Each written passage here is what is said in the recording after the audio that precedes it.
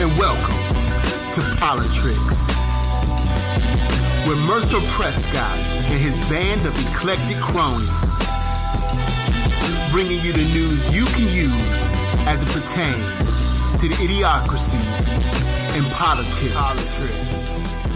That's right. Mercer Precott and his band of eclectic cronies. I don't care if you're a libertarian or Democratic or Republican. About politics. The knowledge is key, and the key to your freedom is knowledge.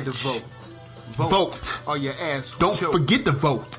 Tell someone you know who isn't voting to vote.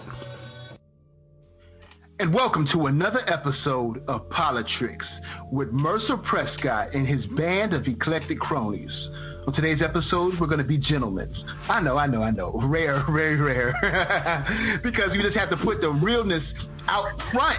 Because it's just so crazy. I mean, honestly, this show could be 3 hours, 4 or 5 hours every day, every single day, 3 times a day, and we still won't be able to cover the lunacy in politics. And that's why we have POLI-TRICKS. So we're going to start this show off today with Odie. Hey guys, so thanks for having me on and allowing me to get something off of my chest. So, in case you were under a rock last week, Time magazine announced their person, or in this case, persons of the year. And of course, everyone's favorite Orange Commander-in-Chief decided that being considered and probably going to be the person of the year it was not good enough for him, so he allegedly turned them down, which is always, I thought it was just a fun backstory anyway, just because when isn't this guy lying, but whatever. He claims that he turned them down to become person of the year. Fast forward a couple of weeks later, Time announces several people of the year and basically calls it the whistleblower edition.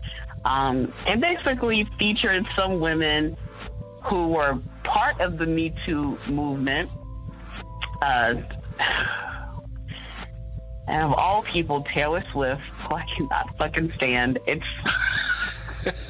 I cannot stand Taylor Swift. Like, I just don't understand why she is as successful as she is, why she's just so woke. And if white women could be hoteps, she would be a hotep for white women in femininity and feminism. Just no. But out of all the people to be featured, I mean, damn, if we can't just narrow it down to one person, one of the people who should have been on the cover of this fucking magazine was Tarana Burke. She is, in case you missed it, the black woman who started the Me Too movement. Her organization was actually called Me Too. And correct me if I'm wrong, Merce, I think her movement started at least a smooth 5 years ago.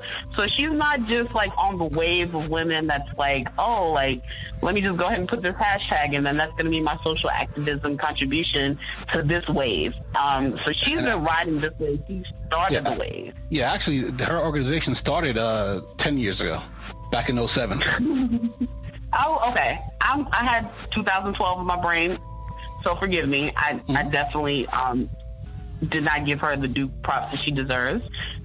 So we're talking 10 years in the game, not just hashtagging, but really on some grassroots founding of an organization that focuses on women who are subjected to sexual harassment in the workplace. And with that, sometimes their stories don't get out right away. But having that resource there is really important. So when Taylor Swift is on the next wave of whatever the next time, then, you know, at least her organization is still there and the people who need help and actually have shit to lose get the help that they need. What kills me is if we rewind back to, I think it was either, it had to be earlier this year. If we all recall, there was the Women's March that was organized downtown. And my friend called me up and said, hey, are you going to the Women's March? And I said, no. I was very conflicted because, yes, I'm a woman. but I'm also a black woman, and I usually go to like more rallies centered around Black Lives Matter and injustices there. And what always bothered me about the Women's March was these hoes didn't have shit to say when 45 was voted in the office. It's like, no, you don't get to like vote for this piece of shit and then say, oh yeah, can you come help us because we want to get him out of office. No, it doesn't work like that. No, and that's my problem with women like Taylor Swift. I will say that the women who were marching, they weren't the ones who voted for Trump, right? I don't know. I'm pretty sure they're mixed in there. I'm pretty sure. I'm pretty sure. I'm just like, the numbers don't add up. It's like there are so many women who discounted that as, oh, well, that was just locker room talk, or he can still grab me by the pussy. There's no way you can convince me that some of the women out there were not wanting to be grabbed by the pussy. They say that it wasn't, but I just feel like if you were complicit by not voting for him, or by either voting for him or not voting for anyone because Hillary you weren't with her after all, or whatever the fuck, I don't want to hear what you have to say now. It's just like, too bad, so sad. And again, the issue with Taylor Swift is recently this woman had become alerted to the fact that she was being held as the standard of white women beauty by none other than the Klan. So in their publication, they are talking about how beautiful this white woman is and how basically, she is just their shit. She is the cat's meow to them. And instead of denouncing what the fuck they're talking about, Taylor Swift says, oh no, like, I'm going to sue the person who wrote about this. Wrong answer. She decided to sue the blogger who basically exposed her ass, instead of just denouncing the people who wrote the publication, instead of saying, no, like, I'm not a racist. I don't fuck with y'all. Stop using me as your mascot. I'll put it like this, right? I think that, and don't get me wrong, I don't like Taylor Swift at all. And I don't think, like, when she won her court case on that DJ that grabbed her butt, you knew she was going to win that case because she's like one of the most powerful pop icons of the 2010s, I guess. I don't know what to call it. But, I mean, she sells like 50 billion hundred albums. So how is she not going to win that case? And meanwhile, what was it, Kesha? Has been like her producer has been like... He would have been a better pick, honestly. I mean... I'm just saying that Kesha has been being I want to say it's her. Blue, correct me if I'm wrong, but I think she was in a case trying to get out of her contract because her producer or manager has been abusing her for years. Yeah, and he was sexually abusing her, raping her, and then he basically blocked her progression to do anything in the music business. Right. Blocking all studio recordings or releases of such recordings. Yeah. And I'm pretty sure if that was Taylor Swift, that would be a non-issue. And when I don't like Taylor Swift, but I'll say this: no one knows how to react to that. Tom Brady had that same issue. He was like the Aryan Nation poster boy for athletics. So basically, because he won like 5 Super Bowls, they're probably gonna win again this year. Every time I got trolled on Twitter by the alt-right, they would post pictures of Tom Brady wearing or Make America Great Again hat and Super Bowl rings, but it wasn't like a photograph. It was a drawing that somebody did. You know what I'm saying? Because I mean, Tom Brady said he was a fan of 45, but he's not. He wasn't all in. I mean, he didn't go to the White House, because his wife told him not to. Because his wife is a big Bernie Sanders supporter.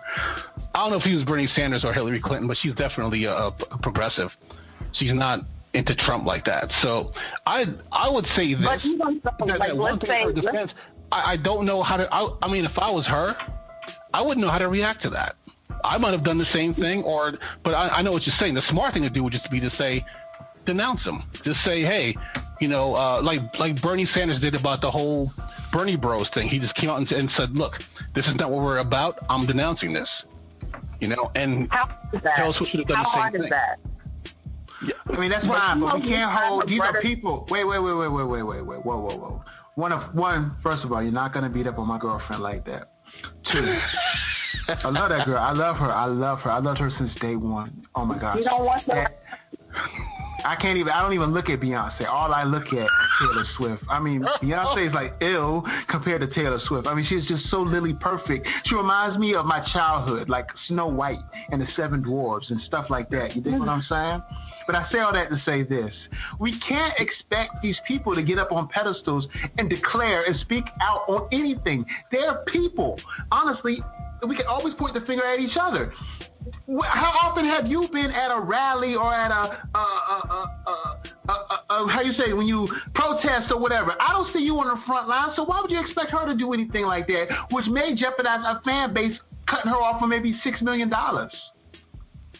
Yeah. I mean, I can't be mad at her. I'm not mad at her. One, I can be mad at her. She can call me nigga in my face, and I still won't be mad at her because I love Taylor Swift. And we're talking about then what about Colin Kaepernick? Like, no, like, people do actually stand up and lose out. Like, they actually have something to lose and do have something to show for it. Taylor Swift ain't got shit to show for it, but a couple $1 million now. A couple more $1 million due to winning the money in the lawsuit. There's people that really stood up for themselves and really lost something. No, Taylor Swift did not deserve to be on that cover. And if she was worth anything, she would have been like, you know what? Wait, who started this movement? Why don't we just put her on the cover and we all sit the fuck down and let that woman get her shine? Tarana Burke is missing from the cover. I will say this, right? Reading up about Tarana Burke and her work, right? From what I read, Alyssa Milano got credit for the Me Too hashtag, right? Alyssa Milano didn't know about the Me Too movement. So in Alyssa Milano's defense, she never took credit. The media gave her credit, but she never took credit. She never said, well, I started this. The media just said, oh, Melissa Milano did the hashtag. She must have started it. So Melissa Milano was like, it wasn't me. You know, but she didn't know about the Me Too movement. Now, just reading what Tarana Burke had to say, I don't think she cares. I think she's just happy to get the publicity for the Me Too movement, but I don't think she cares about being on the cover. And zoom out. I mean, just look at time, okay? Look at the people on that cover. I mean, I'm not being sexist or, you know, beautifulist, whatever that would be. Look at that people beauty. But the people on there, you know, they look okay. And then you got this woman who looks very much, I hate to say not okay, but very, very, she looks black, for lack of a better word. And maybe that's just not the image they wanted to go with. And it wasn't about maybe the person who started the movement per se. Maybe that wasn't the focus. Maybe it was about the people who used the Me Too and made the biggest impact. And that's what I saw Time doing. Right. And the people who were on the cover, the 5 people, Taylor Swift, Odie's new. With the exception of Taylor Swift, that could have been omitted, but that was based on we could get a whole new fan base by putting her on the cover based on what happened to her, which was bullshit. Yeah, but, I agree. I mean, if they had taken only sold for $1, it's the principle that counts. But it was Taylor Swift, Ashley Judd, Susan. I don't even remember the Ashley Judd case. Yeah. And the Susan Fowler, who was a former Uber engineer. I remember that. Adama Iwu, who was a former lobbyist, and Isabel Pascal, who was a Mexican immigrant. She picked strawberries for a living. Hold on, zoom out. Tell me about the lobbyist. Give me a little blurb about that. I didn't get a chance to look into her that much. But damn it. You know. I know. I'm going to stop recording right now. I want you to Google that real quick, and we're going to come back like you knew, okay? And if you notice on the cover, there is an arm on the cover cut off. Right. That is actually a Texas hospital worker who remained anonymous because she felt that the publicity would hurt her and her family. So she's anonymous. So she was there for the solidarity, but she didn't. So they don't even mention her name in the article. No, they don't. So it's a deep issue, and it hurts a lot of people. But I think that, you know, if they had taken out Taylor Swift and put in Ms. Burke, I would have been happy with that. I mean, Taylor Swift is just going to be she could lose half her fans and still have the #1 album in the country. So I don't really give two squirts of piss about Taylor Swift. At the end of the day, I highly doubt that her fan base is like, oh, she's on the cover, let me buy Time magazine now. It's 2017. Nobody is buying printed media anymore. I'm sorry, they're just not. So guess what? Nobody is more likely to buy this. So Time doesn't even have a leg to stand on by saying, oh, well, we get to sell more magazines this way. Right. Absolutely fucking not. Like, right. Nobody's going to buy this. Yeah. And you figure Time magazine got bought out. The people that bought them out, they've been trying for years to buy Time magazine, and they just didn't have the capital to do it. And the Koch brothers gave them like an extra, what was it? I want to say 50, 60 million to help sweeten the pot to buy Time magazine. So now the Koch brothers now have influence in Time magazine. So it's going to be interesting to see who's going to be Person of the Year next year. You know, maybe it's going to be some corporation or some shit like that. So I think with that happening and the Koch brothers having, I think this is going to be the last, even though we don't like all the pics that are on the cover, I think this is going to be the last relevant Time magazine issue, because now once the Koch brothers influence starts to creep in, you know, you figure it like this, you know, something like Breitbart. Breitbart doesn't have that many listeners. So if it was a matter of just Breitbart and their revenue, they would have went out of business 2 years ago. But because of their message, the alt-right, I mean, like, you know, all these alt-right billionaires, they keep pouring money into Breitbart. And one of my friends just said, and right before the show, she has Sirius XM, and she was about to quit it because now Breitbart has a show on Sirius. And now she's just like, you know what? I think it's time for me to move on. She's really that serious about it because Breitbart is just sewage.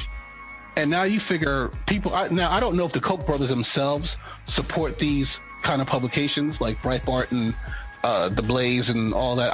I think The Blaze is out of business. That was Glenn Beck's publication. But with Time magazine, I think this is going to be their last relevant issue. Like now that the Koch brothers have tainted it, you know. I think this is the issue to talk about because after that, who knows what the hell's going to happen out there. So. Bye, Taylor. And that's my 2 cents. I'm just good on her. I'm good on women like her. I'm just over for 2017. I'm ready to see what 2018 has in store.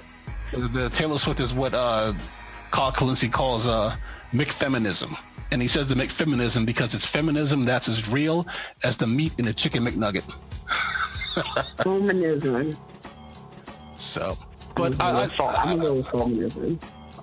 will say this, you know, horrible segue coming up, but I was reading up on Daniel Shaver, and did you guys see that video? Where that cop? I did. I really. It's crazy because I would always stop it like right before, but I did manage to watch it to the very end where he stopped. It's really hard to watch. You know, I watched a movie where a werewolf literally tore a man in half. Literally, just grabbed both sides of his head and just tore him in half like he was orange. And I watched that, or I could watch Scanners where the guy's head blows up in a graphic matter. But that video, because it's a real person being murdered, it's hard to watch. Like Walter Scott, it's hard to watch, you know, because it's actual people dying and dying in despair. Like at least with Tamir Rice, at least he never saw it coming. So it was just like, hey, ho. And then he was gone. Yeah, you feel the buildup. You know how it's gonna end, and yeah, you're just like fuck, like, and then it just happens, and it's right there. He was literally tortured before he was murdered because this guy. I mean, we all played Simon Says when we were kids, right? What's the penalty for Simon Says if someone says rub your belly and then you rub your belly without Simon saying so? You're out. You go sit in the corner and watch everybody else play. No, in this game of Simon Says, if you fuck up, you're dead. You get a bullet in your stomach. And this guy, I wonder if this guy, if the cop, if he played sports in high school, And then the guys just like, as a joke, they grab him and they duct tape his butt cheeks together and then ripped off a chunk of flesh when they pulled the duct tape off. And then he's like, you know what? When I become a cop, I'm going to make them all pay. Like, that's what this guy seems like to me. Here's one thing that pissed me off about that case. On his AR-15, it actually says, "You're fucked," etched into the AR-15. I did hear that. That was not entered in evidence.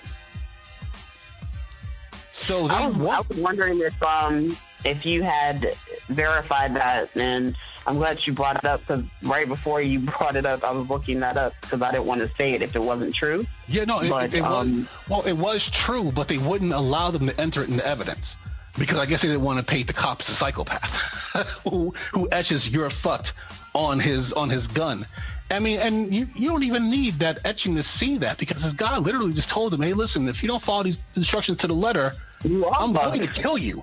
And one thing about this case, right, that made me really think, you know, and I wish that people had more empathy and we didn't need this to happen for it to be this way. I was watching on Young Turks, and they brought up a great point. And that's the first thing I thought when I first saw the video. Like, you know, first in the video, they made the girl crawl over to him on her hands and knees. And I'm like, why don't you just go over there and handcuff him? There's two of you. One of you has a gun on him. Just walk over there and handcuff him. And then you're done. It's over. Right? And second of all, when he was flat on the ground, right, you could clearly see he doesn't have a gun tucked in his pants. Right? So when he was crawling over and the guy made him stop and he went to pull up his pants, and that's when the cop shot him, they was like, yeah, he was making a move like he was going for his gun. And it did look like that, but you could tell when he was on his stomach that he didn't have a gun. So what the fuck was the cop looking at if he wasn't looking at the suspect and he could see that there's no gun in his waistband? He's wearing basketball shorts. That's how Plaxico Burress shot himself in that bar, because he had a gun tucked in his damn sweatpants like an idiot. But you could clearly see this kid is wearing he doesn't have a gun. You know, why was the called in the first place? I'm curious about that. I just don't recall that information coming out. He was in high school and got his butt cheeks taped together. Okay, that didn't happen. But you could just tell he was probably reliving some high school horribleness that was done to him, and he's just making all these victims crawl, you know, because they made him crawl in high school. I mean, my friend made a point. He said all the assholes we went to school with in high school, they're cops now. That's not a coincidence. I didn't say that.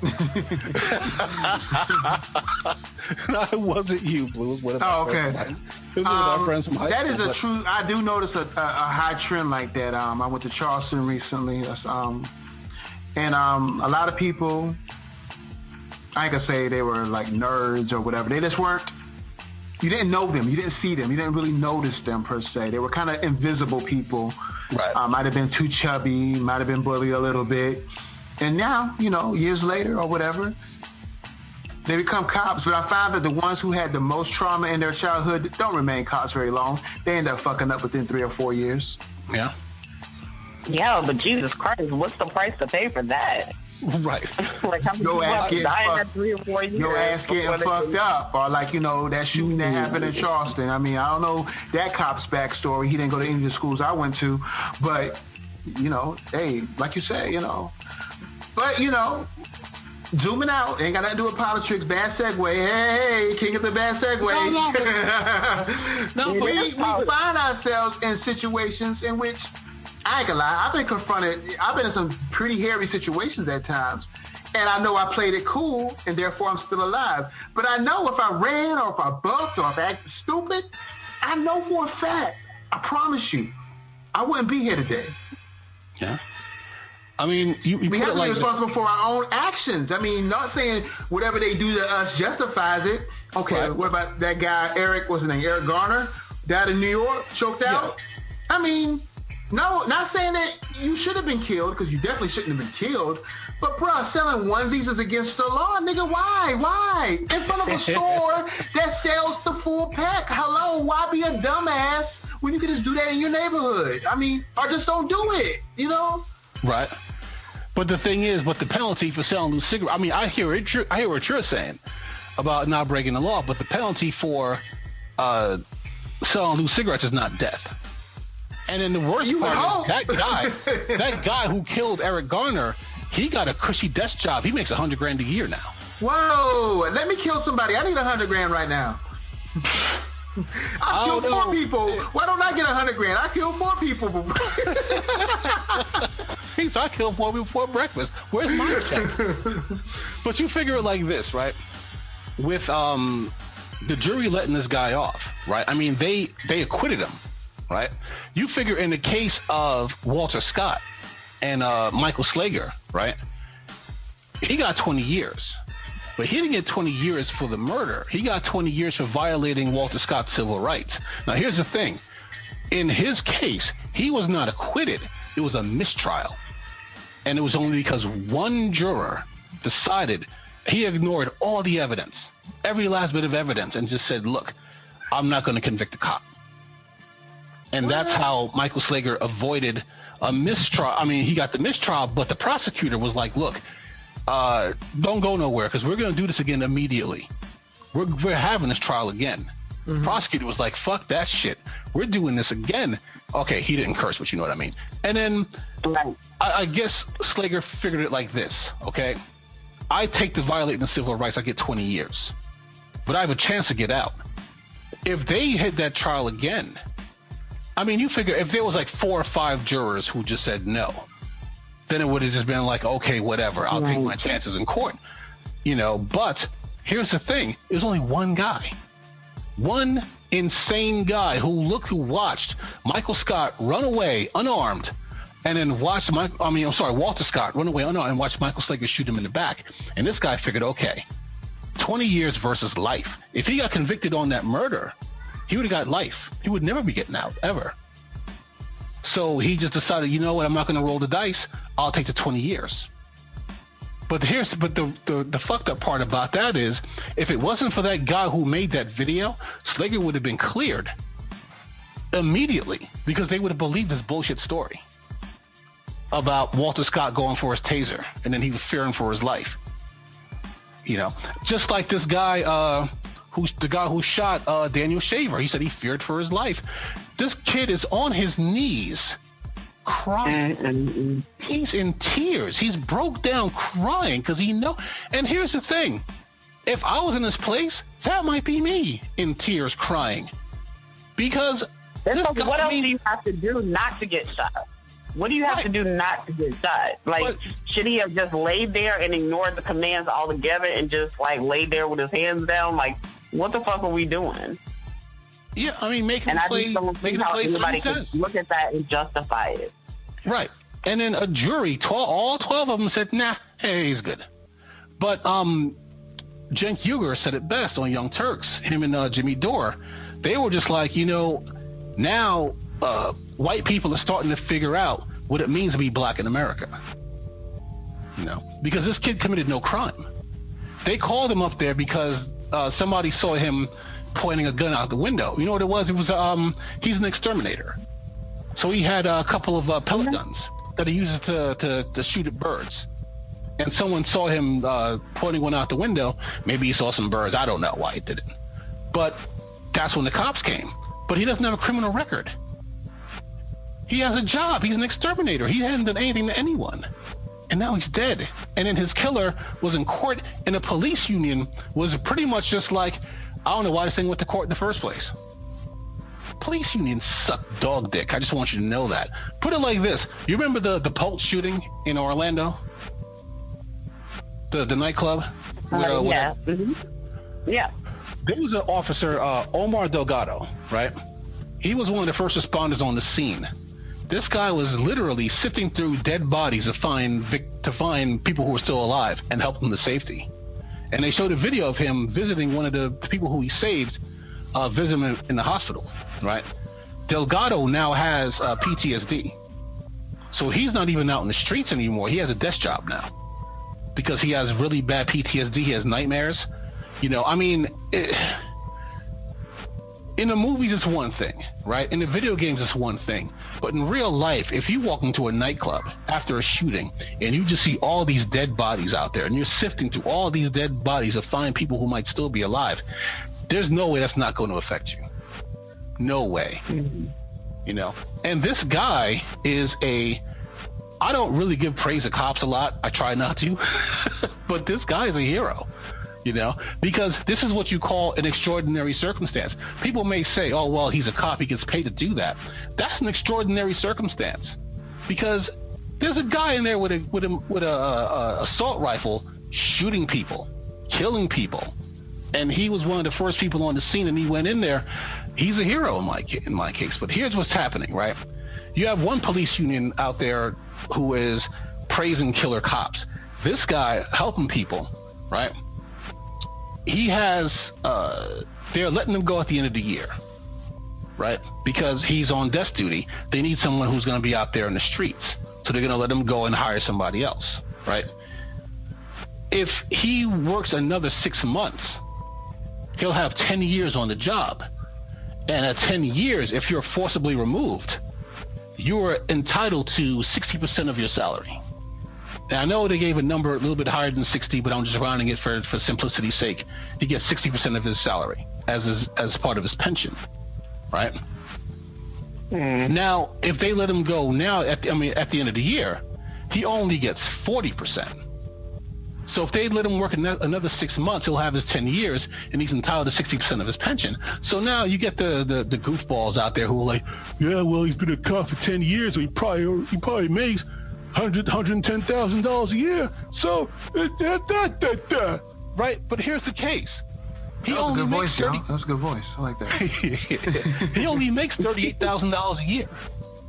So his pension is going to be 60% of $38,000 a year. So this guy's been a cop in Orlando, Florida. It's not like he's in Hazard County, Georgia. He's in Orlando, Florida. He's been a cop for 10 years. He only makes $38,000 a year. That's sad, but that's why he been making them side drug deals, you know. I know he wishes he was. He'd have some money, you know. They couldn't give this guy 6 more months to have him get his 10 years. 6 more months. Are they that hard up to just say, all right, we got to get somebody out in the streets? Really? Come on. You're fucking killing me here, guys. It's not that hard. Give him his 6 months. This guy is a hero, and that's something that I don't say very often about cops, but he's a hero, you know. And under extraordinary circumstances. So that police union failed because they're just like, oh, he does something good for people? Fuck him. You know, but you have somebody who murdered someone, their police union is like, why just go to trial? No. I hate these right-wing... Whoa, something got lost in translation. The guy who didn't make it to the 10-year mark, what color is he? He's a Hispanic. And the guy who murdered the black guy, what color is he? He's white. I was right. Blue eyes whenever the light is a white one, duh. I was trying to keep that out of it, but yeah, I never seen Blue Lives Matter speak on the behalf of African Americans or Hispanics or Asians. I think Blue Lives Matter must be blue blood, right? Right. Oh, and check this out. Speaking of, well, I know you said Blue Lives Matter, but Black Lives Matter was actually fighting for Daniel Shaver, who was white. Oh, yeah. You know, the guy who got murdered. And that's when they lost their credibility. I believe we talked about that on 7 shows back. Yes. You know, and it's... But the thing is, so long as this administration is...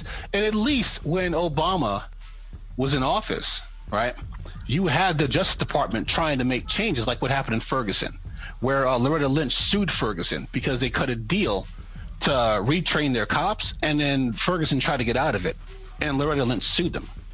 So in Obama's administration, I mean, there was so much stuff happening, but at least they made an effort. You think Jeff Sessions is going to give a shit?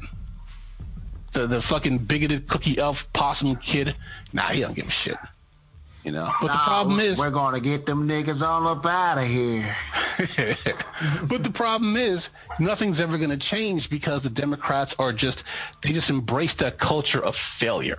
You know, I was a lifelong Democrat until last year. Last year I switched to I switched to independent. Because I couldn't be seen with these cats no more because they just love failure. Like, all right, here's the thing, right? Incrementalism, right? They always say, when I say they, I mean the corporate Democrats. They always say that nothing happens quickly. We gotta do it in increments, little tiny increments. It's like baking a cake, and it's just like, you know what? Tomorrow, like today, we'll get the eggs. And then next week, we're going to get the cake mix. And next week, we'll get the oil. And then next week, we're going to get, oh, wait, did the eggs spoil? Oh, okay. Well, you know what? We'll get more eggs next week. That's their incrementalism. It gets you nowhere. You know who doesn't believe in incrementalism? Republicans. That's why they always win. Look at their tax bill. Their tax bill is basically like, forgive my horrible analogy in advance, my horrible, disgusting analogy. It's like eating tacos so fast that you actually shit tacos. Like, that's how fast they pushed that tax bill through. You know how many committees Obamacare went through before it got passed? 76. My thing is, like, that group of people their mentality is like, well, if they're writing it, I don't have to read it. So that's how the shit gets through, because they're like, it isn't party over. It's always party over country. Like, right. If it's my people, it has to be right.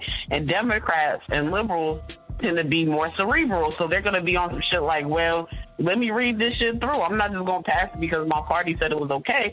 I think that's why it ends up being incremental, because they know that they're like, Republicans are only going to read through it when it's the other party presenting it. So it's kind of like they would have to have inside men. I think this is the only way for any change to be made. A whole bunch of Democrats are going to have to be like, I'm going to go ahead and put myself with the wolf's clothing on. I'm just going to be a sheep. I'm going to go ahead and play the role, but I'm going to make sure that I get on the inside and start pushing shit through, so that way, we have a chance in hell of getting any type of changes implemented. Because once they think I'm one of them, then I can get, like, basically work from the inside. Right. And through them. Like, that's the only way for the shit to happen, in my opinion. And I'll put it like this, right? The whole thing with Al Franken, right? With Al Franken resigning, it was just total bullshit. Because you look at it like this, right? You have people like, even people like Roy Moore, right? It's not like it's just he said, she said. It's she said and like 40 people corroborating those stories. You have a public figure in Alabama who was banned from the mall, banned from the YMCA, and banned from high school football games because he loves to chase 13, 14-year-old girls. Banned. Not warned. Not reprimanded. Banned. Like you're a predator. Come here, little girlie. I'm surprised he doesn't have a clown suit in the rape van, like a windowless van and a clown suit, and like a box of puppies. Candy for you. Excuse me, little girl. Can you help me find my puppy? I think he ran over here in this dark alley. Could you help me? Do you like my balloon? How do you like my red balloon? He's about is why the first time today his opponent, Doug Jones, this is the first time I'm hearing that as a DA he had a hand in getting the guy convicted of the church bombing, the 4 little girls church bombing in Bama. Why like Mercer said before, right? Why the fuck did they leave with that? Like, you right. With that.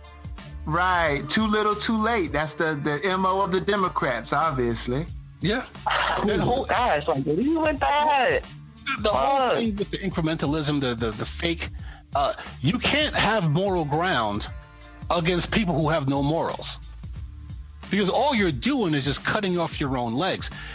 We got rid of Al Franken, who's one of the best Democratic senators you got. right? The girl who we had the picture with, I told you there was that video of her in that same day, grabbing that guitarist's ass. She was in on it, and then the other ones he actually denied it. So Trump figures, okay, if Roy Moore denies it, then this can't be true. But if Al Franken denies it, then he's a liar. Mm-hmm. They have no morals. They have no souls. Why are you trying to? If you're going to do that, I feel like if the Democrats were really strategic about this, they should have had their receipts ready to go. And if those receipts included things like showing settlements or any type of correspondence, like they should have been ready to back that shit up, not just coming forward with more victims. Because I'm sure someone on that team was like, oh, okay, well, I got some dirt on Roy Moore. But like they didn't have the proper receipts to show that. And I think they just underestimated how much people really believe liars. Like, a liar is never going to admit that they did something. That's really the thing. That's what used to piss me off about Obama. Why are you? I mean, no matter how many times they quote unquote surprise him, he's just like, no, they can't be that disgusting. Sure, they can. They've already told you that from the start. From the first time they burned an effigy of you, you should know who you're dealing with. You think Alabama's not going to vote for a child rapist so long as there's an R in front of their name? Wait. We can't be just throwing out stuff like that. Accused of being such and such is the key term. Nah, he did that shit. No, okay, I'm going to scale that back. But I'm just saying, it's not, and like I said, if it was just he said, she said, I could say, okay, well, you got to show me some proof. Now there's kind of, and then you have all this corroborating stuff. Him being banned from all these places, and all these other girls. It's not like they knew each other. It's not like they all, these girls didn't know each other. So it's not like they're all in the same class in high school, But you know what? The people made a valid argument against this very thing. They say when he was voted for this or voted for that, where was these people then? Why does it take, 30 years? Because now he's on the national stage for these people to come out. Come on, man. And that may be why. I mean, how many times do you see local politics on television? None. Hardly ever. And that's probably why. Because now that he's going national, same thing with Anita Hill. When Anita Hill didn't go after Clarence Thomas for what he did to her until he was becoming a Supreme Court justice and was on TV all the time. And that's what exactly did he do to her? Oh, I forget. I think it was sexual harassment. If I'm not mistaken, it wasn't rape. That much I know for sure. No, it wasn't. Maybe some touching, like actual molestation. I don't know if that's the proper term, but it wasn't rape. He didn't actually rape her. He definitely was sexually harassing her. Yes. Mm-hmm. Did she tell him to stop? As far as I know, yeah. Don't quote me though. That was a long time ago. I haven't read up on it recently. But Anita Hill did come up for that very same reason. Her name started coming up recently because people were just like your question, which is valid.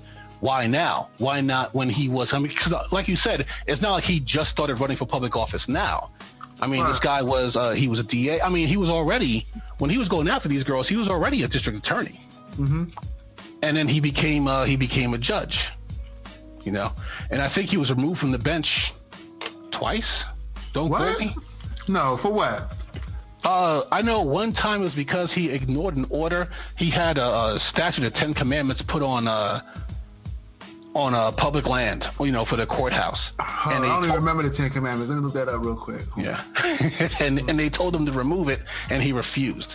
So I don't know about being removed twice. I've heard twice, but I know definitely at least once for ignoring that order, that he was removed from the bench. Let's see how hypocritical these Republicans are. Let me look at that real quick. Let's see if I see. Well, put it like this. Who was it recently, Blue? I think you mentioned Ralph Shorty. Who was a lawmaker in Oklahoma, who got caught. And here's the thing: He got caught in a hotel room smoking weed with a teenage prostitute, right? With a young boy. And here's the thing: the cops who arrested him didn't know who he was. Okay. Nope. Because they were just like, oh yeah, we just saw this guy pick up a teenage prostitute. We're gonna bust him. They didn't know he was a state lawmaker. No. Until after they arrested him. Who made laws against the LGBT population. Exactly.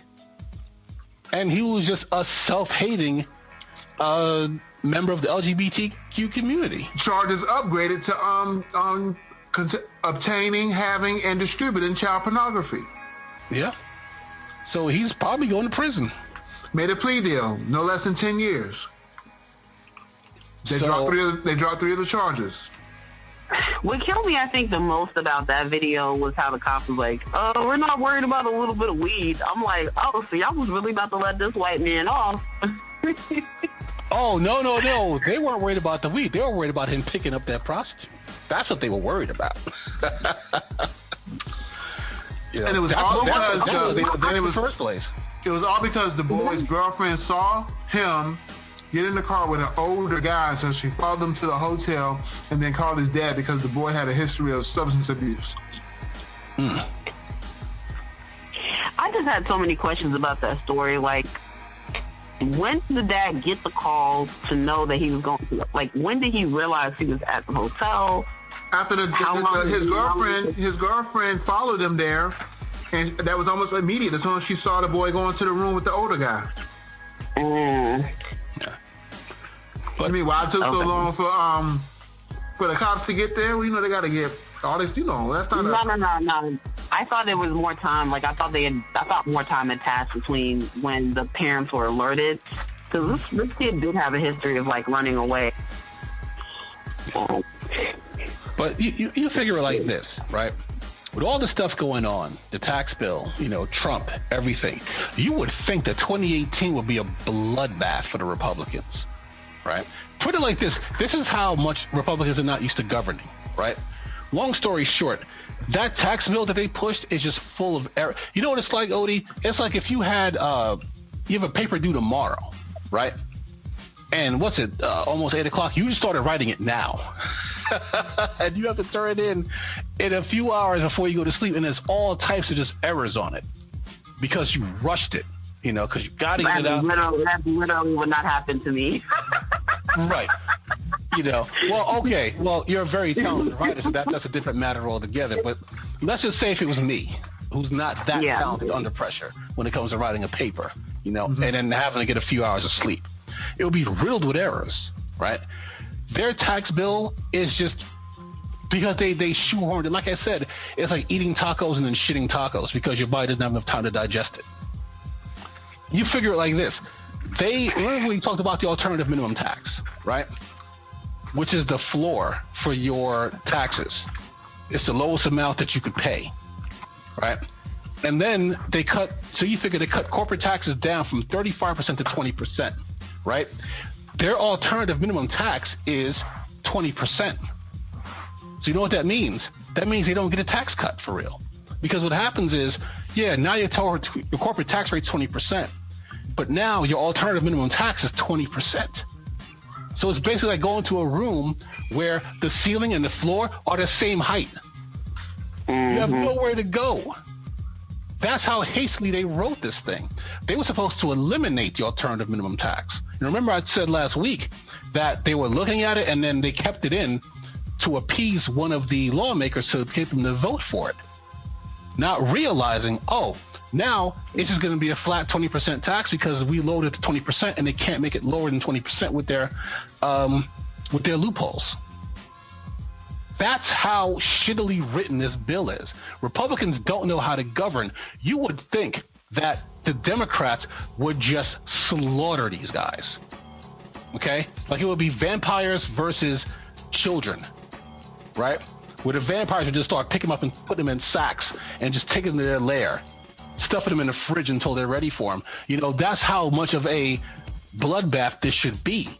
But it's not, because the corporate Democrats who are running the DNC and the DCCC, that's the organization who runs the stuff for the House, they are still on this whole thing to purge progressives from their ranks, because progressives don't make corporate Democrats any money, because progressives are for the people.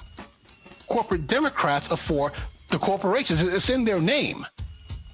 Now, they don't call themselves corporate Democrats. That's like Reaganomics. Reagan didn't make that name up, just like Obama didn't make up Obamacare. That's a name that was given. So they don't like being called corporate Democrats, right? But that's what they are. You know why Nancy Pelosi says that she's a master legislator? Because she knows how to raise a lot of money. You know how she raises that money? By kissing corporations' asses. She's a stripper. Basically, just a really over-the-hill stripper. But she knows how to shake it enough so they throw those dollar bills at her. Oh, suck it now. Where the dollars at? And Where the dollars at? She has a paper cut to her ass to prove it. But here's the thing. Go ahead, Odie. You were going to say something? No, I was with Blue with the music break. Where them dollars at? But my thing is this: they want, they know that a lot of these corporate Democrats are going to get primaried, right? You have Justice Democrats out there. You know, you have New Congress. You have all these other groups. Did I say that right? New Congress? Don't quote me on that. But definitely Justice Democrats. They are working hard, and this is what a lot of the corporate Democrats don't like, because they figure that they should just be united and go on against the Republicans. But here's the problem, and I've said this before: Democrats are the new Republicans, and Republicans are the new Dixiecrats. Okay? So when you have a two-party system and everything shifting over to the right, what's going to be out there for the left? You know, it's got to be the progressives. And they talked about why they didn't just form a third party, because it's not viable. Right? It would take too much time and too much effort to get a third party in there because of the way that the DNC and the RNC have things set up. The Crips and the Bloods. Yeah, exactly. So they have to kind of twist, if you will, the Democratic Party to be more progressive. And it's kind of working, but here's the thing. One of the things that they had, if you're going to run, right, is a few things. You have to sign like a loyalty pledge, stating what? That, yeah, exactly. I'm already like check the fuck out. Like, put it like, loyalty pledge. let's just say that I'm a corporate Democrat, Blue, and let's say you're progressive. You're with Justice Democrats, right? So under this pledge, number one, you are not allowed to attack me, right, and say anything derogatory about me in the campaign. And if we lose, we got to hug it out, you know, and, you know, have that show like, oh, good, you know, good show, Blue. Now, here's the thing. If you're just a Democrat, you don't have a super PAC, but I do. So my super PAC can just make up all sorts of ads about you. But because you signed that pledge, you can't retaliate. Because I, personally, didn't say anything. The super PAC did. You see where this is going? And then also, the money that you're given from, you know, to run, you have to spend 75% of it on TV ads. Why? Because all the people who are getting those ads, they're getting their percent, right? Now, where these people are the most effective, right? Remember that guy who ran, he wasn't just a Democrat, he was a progressive. The DNC wouldn't back him. He still won his race. You know why? Because he knocked on thousands of doors. Not hundreds, Blue, thousands. He went door to door, knocking on doors, because he didn't have a lot of money to spend. You know, so he had some backing, just not from the DNC. But he spent his money wisely. So he figures, look, if I'm going to be a man of the people, let me talk to the people. So he went door to door. And that's how he won. He didn't win with a whole bunch. Who the fuck is watching TV? Nobody has cable anymore. Why am I going to spend 75% of my money on ads? No one's watching TV. What am I going to do? I'm going to run ads during Matlock? During Wendy Williams' show? Who gives a fuck? Nobody's watching TV. But people want to see people will be flattered. You know how flattered I would be if Tom Tillis came to my house to talk to me? Even though I hate him.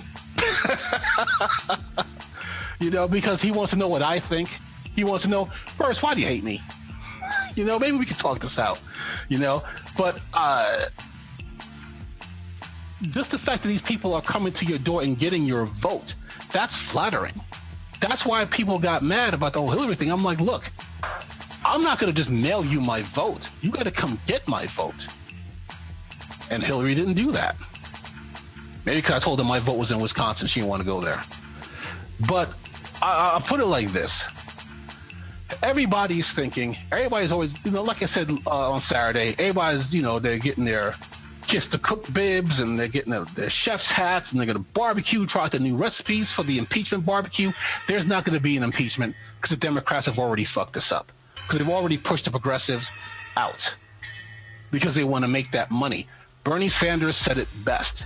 He said these corporate Democrats, they don't care if they go down to Titanic so long as they have a first-class cabin. Because they're pretty much being paid to lose. Why do you think Nancy Pelosi doesn't believe in single payer? Because if she believed in single payer, she'd win, and you'd have single payer. And that's not going to help the people who put money in her pockets. Right. So they're being paid to lose. Dianne Feinstein's a dinosaur. Nancy Pelosi's a dinosaur. Hillary Clinton's a dinosaur. Bringing back that Clintonism, that middle-of-the-road centrism. That worked in, 1992. That's not going to work in 2017. So this is not the time to experiment with Clintonism again. And when I say Clintonism, I'm talking about Bill Clinton and that whole centrist Democrat shit that won him the election after Democrats got wiped out in the previous 3 elections. Reagan twice and then Bush. It's not going to work again.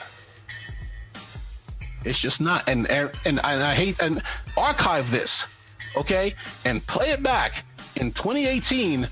In 2018, when everybody's standing there looking like with a look on their face, the way a cow looks at an oncoming train, just, oh, how could we lose? You lose because I told you was going to fucking lose, because your corporate Democrats are paid to lose. That's why you're going to lose. It's in the cards, and I don't want you to lose. I want you to win. I want you to decimate these Republicans. I want you to wipe them from the face of the earth. But with your strategy, it's just not going to happen. That's like them telling Mike Tyson, you could be Buster Douglas. You don't even got to train. Come on, let's go with Fat Burger. Get a couple burgers. They got to ring a bus to knock them out, and then we go count this money. And what happened? Mike Tyson got his fucking jaw knocked loose. That's going to be the Democrats in 2018, crawling on the ground, looking for your mouthpiece, and just thinking, was I in a boxing match? I don't even know where I am. That's going to be them. But I've rambled on long enough. Blue, your final thoughts, sir. My final thoughts is, don't be a fucking hypocrite. I mean, how you going to be like, yo, fuck that and be the main ones doing it? Ooh, you guys are bad because you stick each other in the booty and you suck each other's willy, and, ooh, can I suck your willy? Can I stick you in your booty? I mean, I just don't understand the hypocrisy, and I'm going to say the Republican Party because this is POLI-TRICKS, but honestly it goes against all lines. It goes with all lines. The hypocrisy in people's public stances and what they do in their background, you know what I'm saying, right, in their underground. It's disgusting. And it's disgusting that we stand by, that these party lines stand on the side of wrong just because it's the party line. If this ain't the most representative thing of my gang background of being a Crip and my hate and disdain for Bloods, I don't know what is. Why you laughing? I'll fuck your ass up too. Odie, what's on your mind for your final words? I say, don't be like that boy's mama on Facebook. Who that? It kind of goes off what you're saying. Just don't be a hypocrite. Don't put your kid online hoping for them to become a viral sensation, talking about how they've been bullied, only to find out that you are the master's bully and teaching your kids. I didn't even hear about that. Yo, tag me to that, yo. I'm about to tag you. I'm about to say, you just don't ride the wave. Don't sip the Kool-Aid until you have all the flavors, until you really know what's in it. Right. Well, I don't drink Kool-Aid. It's too much sugar. I got the beaties.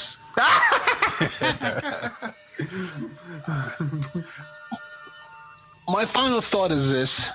For this whole tax bill thing, it's not too late. Because the Republicans bungled this thing up so much because they're not used to governing, they're going to have to vote on it again. Okay? So for the changes that they need to make, it's not about a matter of just writing stuff on the margins. They have to vote on this stuff again. Like the whole thing where they screwed up the alternative minimum tax, that needs to be voted on. So they got to vote on this whole thing again. So it's not too late for you to call your congressman and put the screws to them and let them know, hey, listen, if, you got to pass it this time, but if you vote on this again, you better sharpen up your resume, son, because you're going to be looking for a new job. Okay? Put the screws to them. They're supposed to be working for you. You don't work for your congressman. Your congressman works for you. So put his ass to work representing you and not his money donors. And let them know, hey, your money donors can do ads and they can do all that stuff, but corporations may be people. But here's the thing, corporations can't vote. You can. So put the screws to them. Let them know. Put their feet over the coals. Let them know, hey, you vote on this thing again, start looking for a new job. So there you go. And that's all I had. And that concludes another episode of POLI-TRICKS with Mercer Precott and his band of eclectic cronies. If you haven't done so already, please subscribe to the podcast, The Urban Breakdown, for hit shows like POLI-TRICKS, 360 Degrees, and the newest show, He Said, She Said. Also look for individual podcasts by our POLI-TRICKS commentator, Mercer Precott, and Khristopher Blue. Khristopher Blue's podcast is called The Eclectic Perspectives of Mr. Blue. And Mercer Precott is riding on his own theme of POLI-TRICKS, but don't remember the exact name, and he hasn't officially launched it yet. We're looking at 2018 for a hard launch. For him to go off on tirades that we just don't have time for on this broadcast. You know what I'm saying? Watch out now. Oh, anything to plug? No, not right now. But you want to plug your business? Go ahead. Oh, see. So for those that have been paying a little bit of attention, especially to Mercer's reference earlier, it's been the 1 year anniversary just 2 days ago, I think, that I started Grammatically Corrected by Odofoley. And basically, it's a play on my line name, Grammatically Correct, of Delta Sigma Theta, sorority incorporated. And your girl has always been the one to be asked to proofread things, to edit things.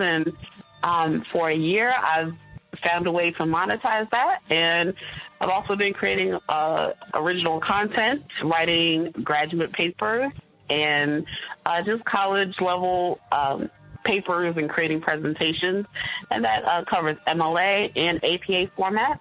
So feel free to hit me up on Facebook primarily, and just get in touch with me that way, and I'll be glad to see what I can come up with for you. Well, all right. And that concludes another episode of... You already said it, man. Shut up. Shit.